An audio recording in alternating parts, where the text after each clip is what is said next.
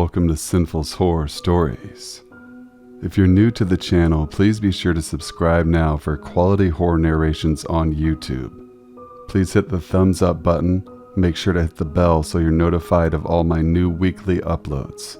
Comment below and introduce yourself, and I'll be sure to respond. If you want to be featured on an upcoming video, email my email in the description box below. Sit back, relax, and enjoy these true crime horror stories. July 12, 1922. It was hot in Los Angeles. A twilight crowd of 5,000 cooled off at the Hollywood Bowl, listening to an 80-piece orchestra play a bit of popular music under the baton of Maestro Albert Hertz. Downtown at the Alhambra Movie House, 5,000 Angelinos thrilled to the hit of the season, D.W. Griffith's Orphans of the Storm, starring Dorothy and Lillian Gish. At clandestine speakeasies in Hollywood, couples were tippling gin and dancing the Charleston, and on a lonely stretch of road in Montecito Heights, a beautiful young widow named Alberta Meadows was getting her skull pulverized by a claw hammer. When police, along with a couple of crime beat reporters, got to the scene, the sight of the corpse made several of them nauseous. The body had been disemboweled, and the face was an unrecognizable muck of raw meat. So viciously had the face been smashed that the head of the hammer broken off. Who could have committed such a heinous act, and why? The answer came by way of another tip from the killer's husband. It was he who turned in a pert, shapely former vaudeville dancer named Clara Phillips, age 23. It seems her husband, a dashing sport named Armour Phillips, had gone into debt chasing the California oil boom. With creditors breathing down his neck, he struck up an acquaintance with the rich and comely widow, Mrs. Meadows. Soon they began, as it used to be said, keeping company.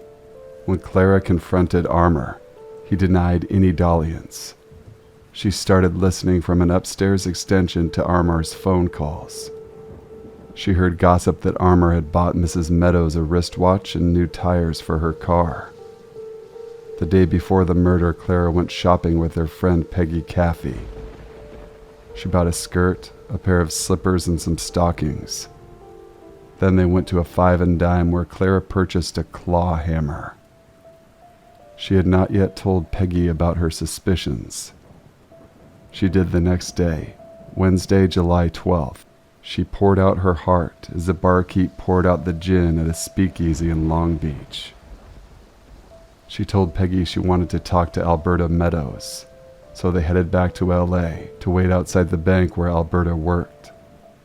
Around 4:30, Mrs. Meadows emerged and headed towards the Ford coupe. Clara stepped over.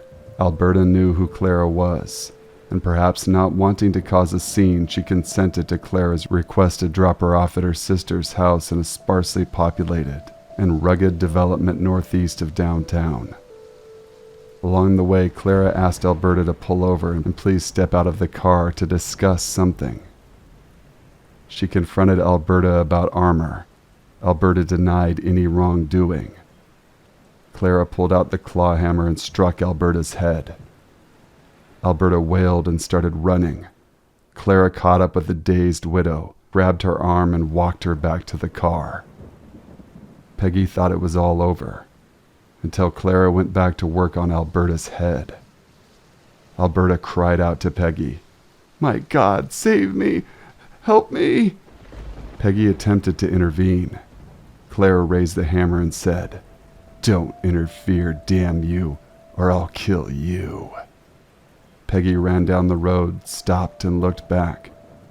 She saw Clara pounding and clawing at Alberta's body, blood squirting out in gushes. Peggy vomited. After finishing her ghastly work, Clara rolled a big rock over the body. A few minutes later, covered in blood, Clara ordered Peggy into Alberta's car. "I'll do the same thing to any other woman who bothers my husband," she said. "And if you tell anybody, I'll kill you next. After dropping Peggy off, Clara drove to her house, walked in and told Armour, "I guess it's murder. I killed your lover, Alberta." She then poured herself a drink and said she'd turn herself in to the police in the morning. For some reason, Armour convinced Clara to take it on the lam. She agreed.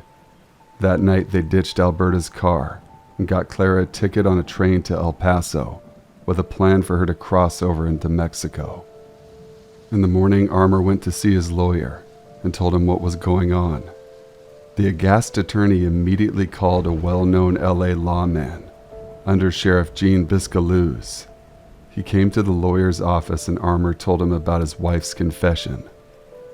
Biscaluz notified authorities in Tucson, nabbed Clara off the train and pulled her in the hoosgow. A couple days later, LA plainclothesman and sheriff of LA County Bill Traeger arrived to bring Clara back. She smilingly obliged, denied knowing anything about the murder, and said her name was really Clara McGuire. She was put in a Pullman compartment with the sheriff's wife to keep watch. Little did she know that the lawmen had brought along Peggy Caffey, and at one point they brought Peggy into the Pullman and asked her point blank if this was the woman who killed Mrs. Meadows. "Yes," the nervous Peggy replied. Clara said nothing and began to apply some makeup. By the time they got back to LA, the press was calling this the most brutal murder in the history of the city. They dubbed Clara Phillips the Tiger Woman. She smiled for all the cameras, even as she was booked at the LA County Jail. At the trial, thinking she could charm the jury, Clara Phillips took the stand and swore under oath that it was all Peggy Caffey who brought the hammer and killed Alberta Meadows. The jury deadlocked on first-degree murder, 10-2 for conviction. They unanimously settled on second degree. The judge sentenced Clara to 10 years to life to be served at San Quentin, but Clara had other ideas. A man named Jesse Carson, a gun runner and soldier of fortune, had become enamored of the fetching killer. Visiting her in jail, Carson smuggled her a hacksaw blade. Over the space of 3 nights, Clara sawed at the bars on her window. Then she slipped through, made her way to a vent pipe and shimmied down 50 feet to an outcropping where Carson had placed a rope. She went down the rope another 50 feet and climbed over a steel fence into an alleyway where Carson was waiting for her in his car. They hid out in Redlands where Clara bleached her hair. Eventually, wearing dark glasses and a hat, Clara lit out by train with Carson. They got to New Orleans and booked passage for Clara to Veracruz, with Carson to follow. Authorities picked up her trail to Mexico, then Guatemala, and finally to Honduras. There, her extradition was held up by some local officials who had fallen for the dimples and charms of the Tiger Woman. Under Sheriff Gene Biscaluz, who spoke perfect Spanish, was dispatched with a team to negotiate with the Hondurans. He had with him a reporter for the Hearst-owned LA Examiner, Morris Levine. He asked Levine to meet with Clara and convince her to return. Levine appealed to her vanity. Instead of running all your life, come back to Los Angeles, get a new trial and prove your innocence, and give the Examiner the exclusive. The prospect of landing on the front page did the trick again. Clara returned only to find out that her lawyer had missed the deadline for filing the appeal. Off to San Quentin she went. In 1933, she was transferred to the new women's prison at Tepechi. To pass the time, she started studying dentistry. Armour, meanwhile, had gotten a divorce and moved east. 13 years after the brutal slaying, Clara Phillips was paroled. Stepping out of the gate, she was greeted by a crowd shouting, "Tiger Woman!" Reporters asked for a statement. Clara said she just wanted to be left alone. She went to live in San Diego and worked as a dental assistant until 1961. What a chilling thought that is. Open wide, wider.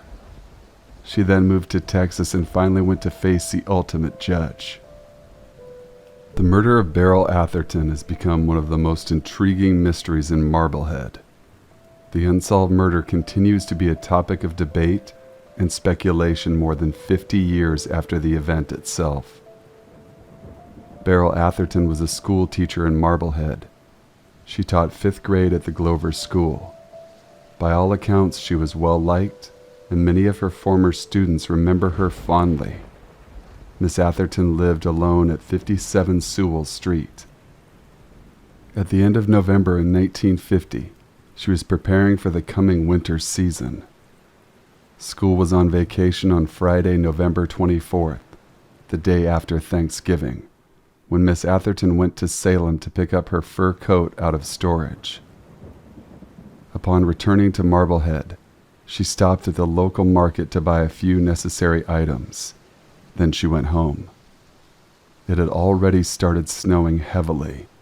A nor'eastern storm was producing heavy, wet snow that would eventually bring down electrical wires and immobilize the town for the entire weekend. When Miss Atherton got home, she put her purchases down on the kitchen table. She put her trash out and was seen doing it by a neighbor boy, who was probably the last person to see her alive. She then went upstairs to take off her wet clothing. She came downstairs in just her slip, leaving her skirt on the upstairs rail to dry. She proceeded to chop up the meat she had bought to feed her little dog. At some point that evening, after the dog was fed, but before she had finished dressing, someone came into Beryl Atherton's home and brutally murdered her. It was not until the following Monday that the terrible deed was discovered. Bright and early on Monday morning, with the snowstorm over, Marblehead was slowly digging out from the weekend. Everything was getting back to normal, and schools and businesses were open once again. The local milkman who was making his rounds, Miss Atherton's delivery man, was Kenneth Phillips, known as Pint. He came in the back door as usual, preparing to put the milk in the refrigerator for Mrs. Atherton. There he found a terrifying and grisly scene. Beryl Atherton was lying on her kitchen floor in a pool of blood. Pint ran out and got a neighbor. Together they went back, even though Phillips knew there was no question as to whether the woman was dead. They then called the police immediately. When the policemen arrived, they were horrified at the scene. There have been 17 murders in the 350 years since Marblehead was founded, but the police on the scene had never had to deal with a murder like this before. The officers had no experience with anything like what they faced that morning. Nevertheless, they set about recording the evidence and trying to make sense of it. More about the murder of Atherton next week. True Conviction is investigating a ruthless murder from Davis, California, where elderly couple Oliver Chip Northrup Jr. and his wife Claudia Maupin were savagely butchered in their own beds by teenager Daniel Marsh. The 15-year-old Marsh had harbored homicidal fantasies for years and was a self-confessed psychopath. Tragically, he decided one night in 2013 to act out his twisted desires. In the small hours of the morning of April 14, 2013, Marsh, dressed in black, donned a shoplifted ski mask, grabbed a hunting knife, and searched the quiet Davis streets for a house with open windows. He eventually came across the home of Chip Northrup, 87, and Claudia Maupin, 76, and calmly cut the screen covering the windows before climbing inside. He found Northrup and Maupin sleeping in their bed and stood watching them for approximately 10 minutes until Maupin suddenly awoke and screamed when she saw Marsh. The killer then proceeded to stab, torture, and mutilate the poor elderly couple. The couple suffered over 60 stab wounds each, wounds which covered their entire bodies. Unfortunately, Marsh didn't stop there. He disemboweled his victims and cut out their organs. He even inserted a cell phone and a drinking glass into their bodies. The reason? morbid curiosity. At first, the investigators were left stumped as well as horrified. There was absolutely zero forensic evidence implicating the murderer at the scene of the crime. Marsh had been meticulous in covering his tracks. However, the murderer just couldn't stop bragging about his actions. The next day, he told numerous friends and his girlfriend intimate details about the crime. Amazingly, Marsh remained free for several months and continued to brag about the murders, until finally one of his friends contacted police. In June, the police finally got Marsh into an interview room. At first, he denied the murders, but after several hours of interrogation, he eventually confessed. In subsequent interviews with police, Marsh described how he felt the overwhelming urge to kill people. He claimed that when looking at people, he saw images like flashes of himself hacking them to death. He also shocked investigators when he described killing Northrop and Maupin. It felt great, like it was pure happiness. Despite his age, Marsh was tried as an adult and was sentenced to 52 years to life in prison. If you ask my opinion, what he did to those poor elderly couple, disemboweling them, he should have been put to death or at least given life. However, a new California law prohibiting the prosecution of a minor as an adult could mean that he'll be released as early as his 25th birthday, just a little over a year away. Angela Hammond was talking on the payphone with her fiancé and saying how there was a suspicious truck that kept driving around the block. The truck then parks near her where the payphone is. The man gets out and starts looking around with a flashlight, as if he's lost something. Then he confronts Angela and abducts her. Her fiancé heard all of this on the other line and immediately got into his car to drive where Angela was. When doing so, he drove past the guy in the truck, and Angela was apparently screaming his name for help. So he turns around and tries following the truck, and his transmission explodes and the man gets away. Angela has never been seen from or heard from again. She was pregnant at the time of her abduction. The Hinterkaifeck murders. A family saw footprints in the snow leading to their farm, but no footprints out of the farm. A few days later, they were killed in their very own home. There was evidence that the perpetrators were staying in their house or the farm before the killings. It's creepy because your house is supposed to be the safest place. It's hard to feel secure when you think about the possibility that your killer may be living with you without you noticing.